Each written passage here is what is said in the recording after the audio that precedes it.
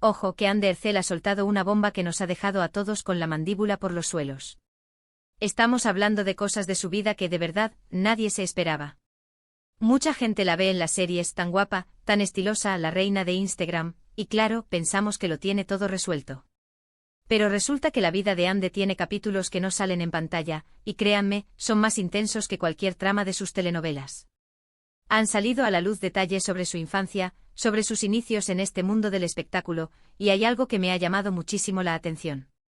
Hablan de una época donde las cosas no eran tan fáciles como parecen ahora. A ver, nadie nace en bandeja de plata, eso está claro. Pero lo que se cuenta de Ande es que hubo sacrificios, hubo momentos de duda, de esos que te hacen replantearte todo. Muchos dicen que su fama es solo por su belleza, que es una cara bonita y poco más. Pero, para ser honestos, si solo fuera eso, no habría llegado tan lejos, ¿verdad? Lo que yo creo que está pasando es que estamos empezando a ver a la persona detrás de la actriz. Y esa persona, por lo que se está desvelando, tiene una fortaleza tremenda. ¿Os imagináis a la Ande de ahora, con todos esos contratos millonarios y seguidores, pensando en si iba a tener para comer? Suena a película, pero parece que la realidad fue esa, o algo muy parecido. No está saliendo en un comunicado oficial, claro, esto está viniendo de fuentes cercanas, de gente que la conoce desde hace tiempo. Y las anécdotas que cuentan, son de película. Dicen que en sus primeros intentos por abrirse camino en el mundo de la actuación, tuvo que combinar trabajos, que pasaba mucho frío en algunas sesiones de fotos, que hubo días que se sentía completamente invisible. Y justo ahí es donde entra la parte más fascinante.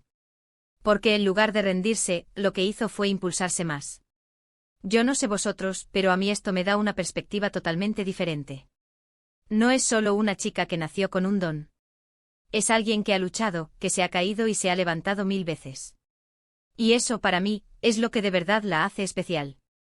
No son solo los millones de likes, es la resiliencia que demuestra.